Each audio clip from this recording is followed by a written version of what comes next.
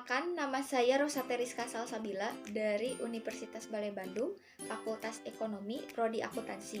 Di sini saya akan menyampaikan beberapa pembahasan, yaitu yang pertama, perencanaan audit dan proses analitis. Yang kedua, materialitas dan risiko. Yang ketiga, audit atas pengendalian internal menurut Section 404 dan risiko pengendalian.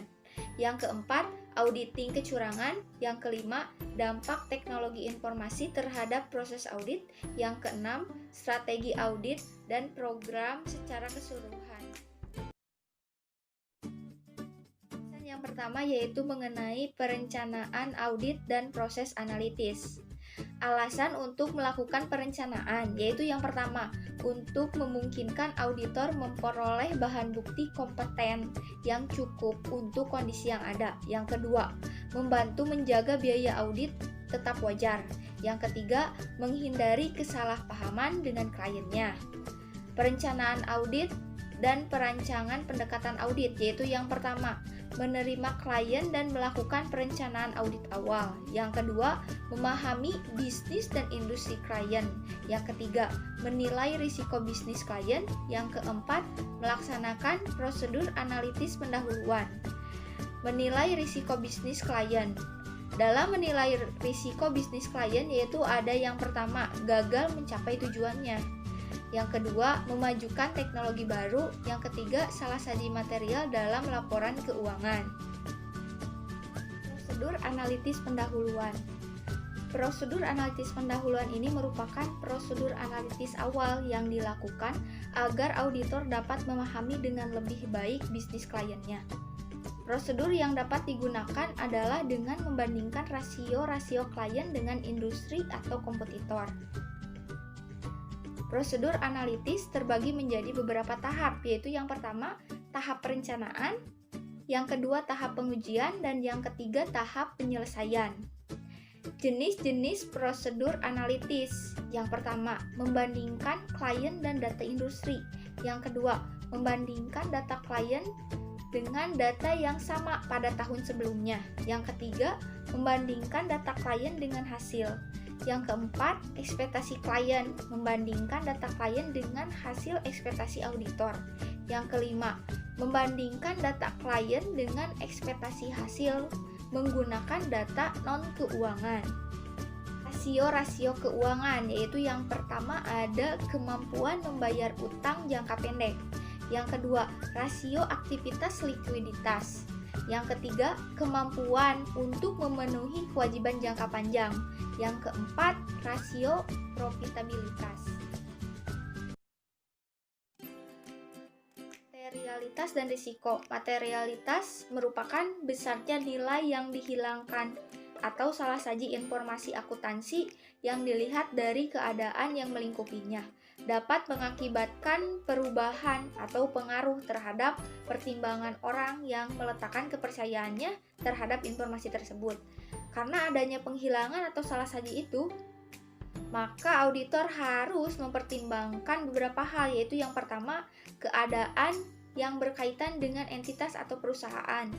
Yang kedua, kebutuhan informasi pihak yang akan meletakkan kepercayaan atas laporan keuangan.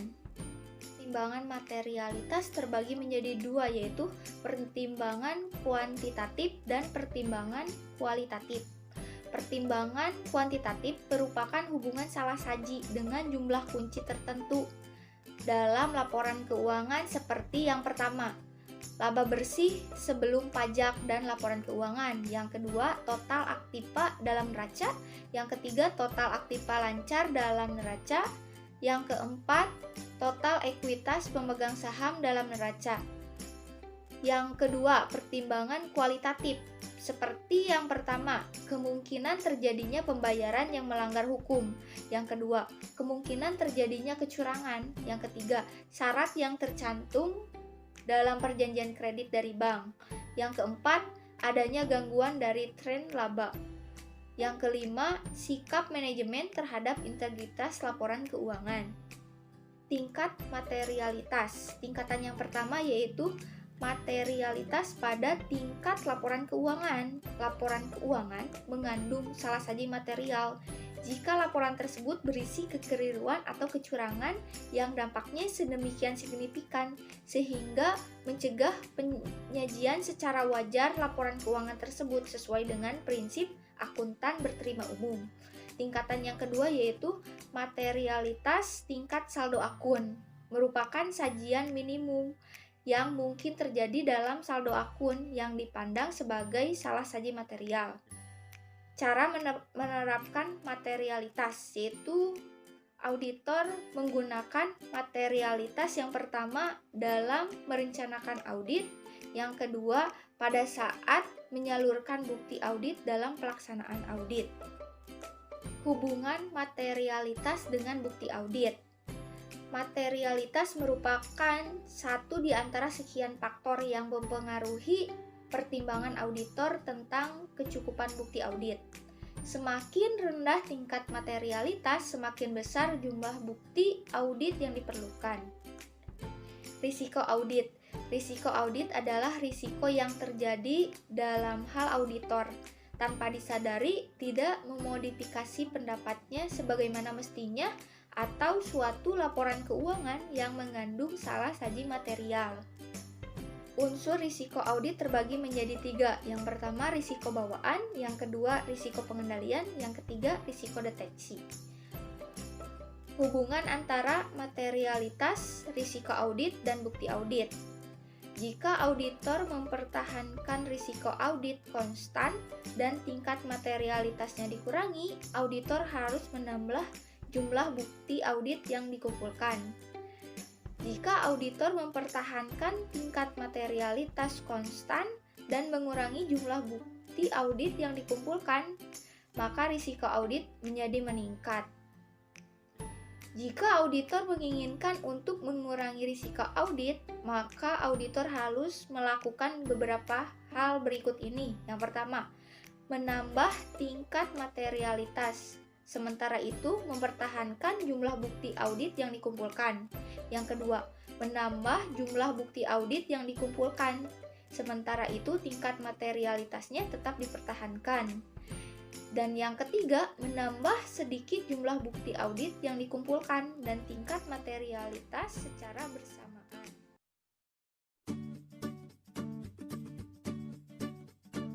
Tujuan pengendalian internal diantaranya rehabilitas laporan keuangan, efisiensi dan efektivitas operasi, dan ketaatan pada hukum dan peraturan.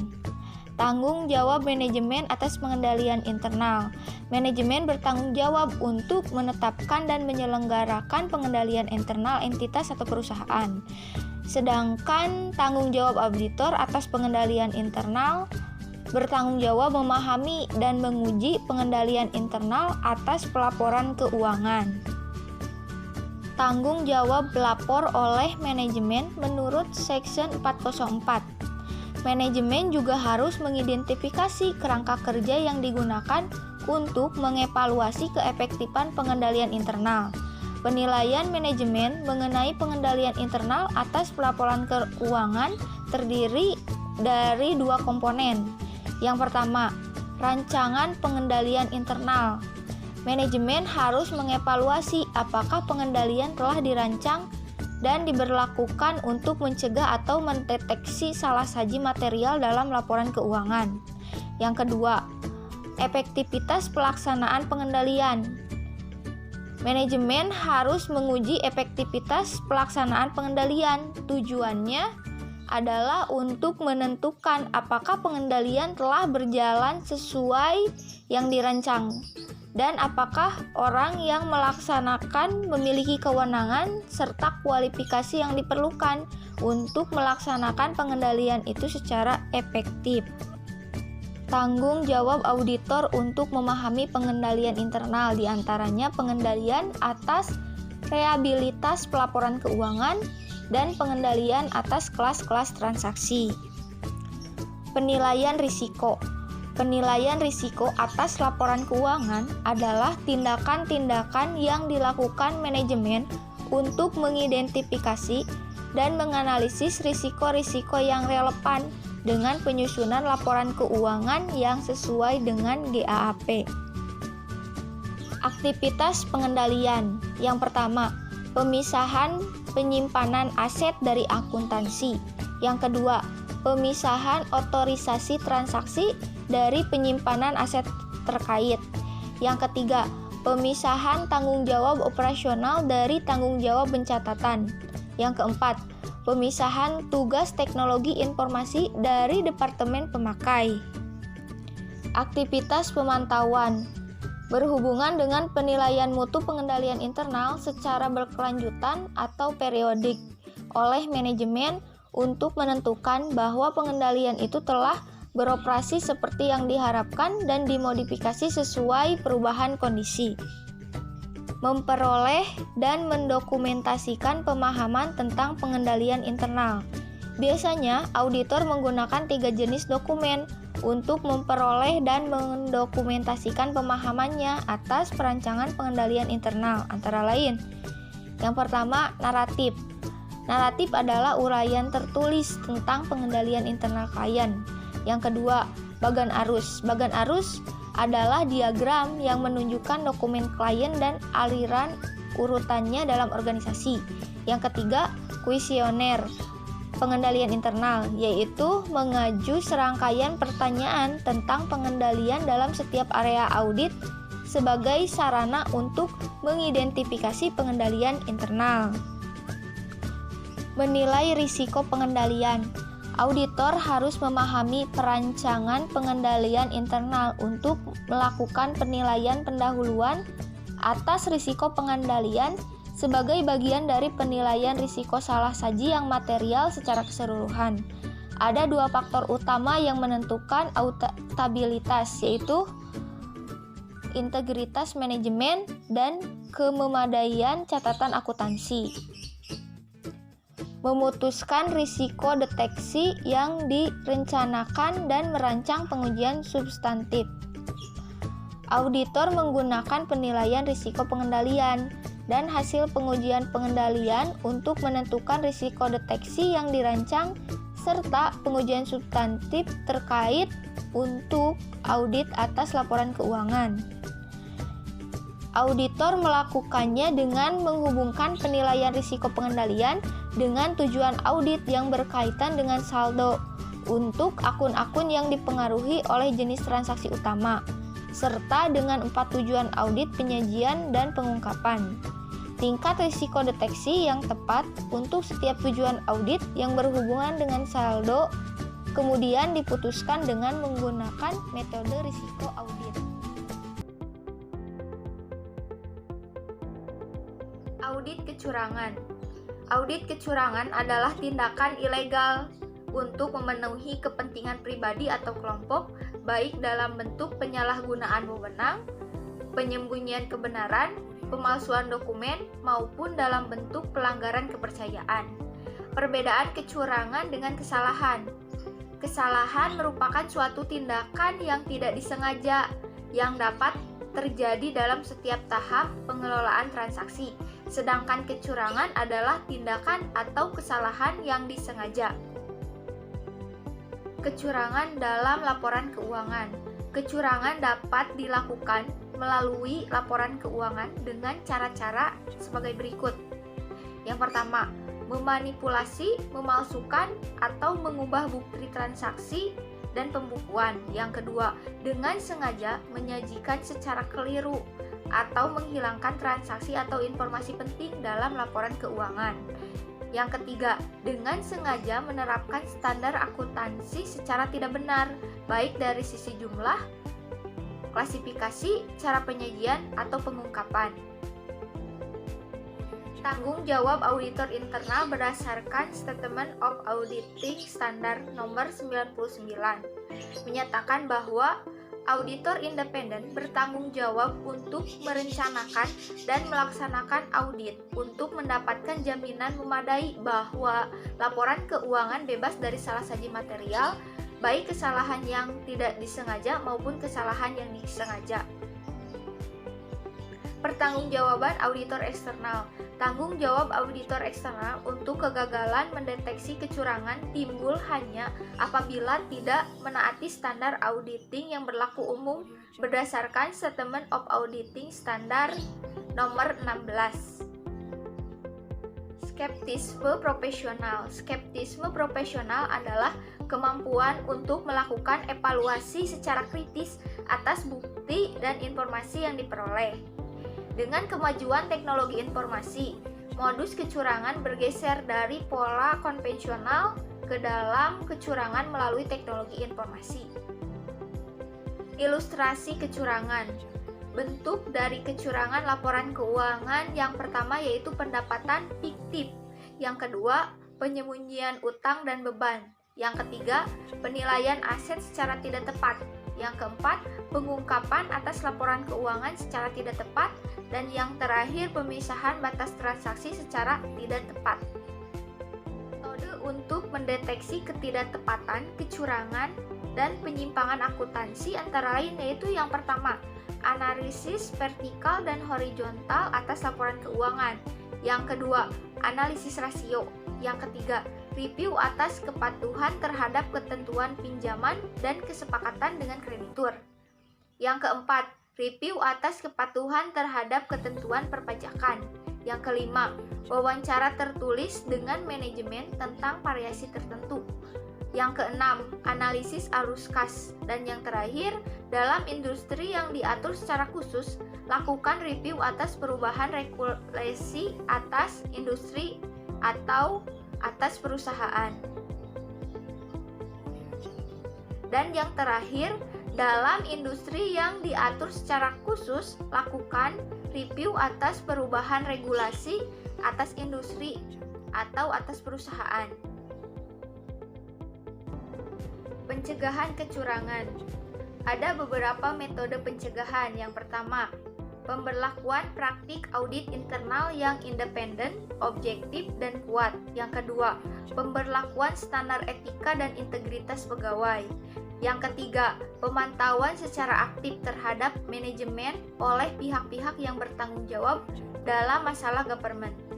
Yang keempat, penurunan peluang dan tekanan yang bisa menimbulkan kecurangan melalui laporan keuangan. Dan yang terakhir, pembatasan rasional kecurangan melalui training secara rutin tentang permasalahan kecurangan.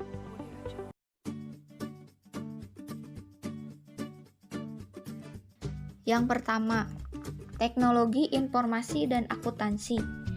Teknologi informasi berfungsi untuk meningkatkan efektivitas dan efisiensi serta kualitas proses bisnis, termasuk di dalamnya proses akuntansi. Teknologi informasi berpengaruh besar terhadap kualitas informasi akuntansi. Pendekatan dan proses audit yang ditujukan untuk menguji keandalan laporan keuangan atau informasi akuntansi banyak dipengaruhi oleh teknologi informasi yang digunakan untuk melakukan proses akuntansi. Auditor harus memahami keunggulan dan kelemahan teknologi informasi. Teknologi informasi dan sistem pengendalian. Pengendalian manual digantikan dengan pengendalian elektronik yang secara teoritis lebih efektif dan efisien.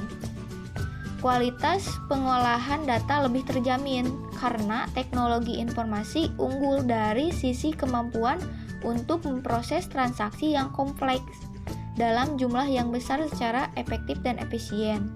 Konsistensi dalam proses pengolahan data, kemampuan dalam menjamin keandalan proses seperti human error pada proses manual, antara lain melalui otomatisasi proses. Risiko penggunaan teknologi informasi. Yang pertama, kerusakan file data informasi karena rusaknya hardware atau software. Yang kedua, akses online terhadap data elektronik berpotensi meningkatkan risiko akses tanpa otorisasi. Yang ketiga, penurunan keterlibatan manusia. Yang keempat, komputer akan melakukan beragam pekerjaan secara simultan atas pekerjaan yang semula dilakukan secara manual oleh staf dengan fungsi dan tanggung jawabnya masing-masing.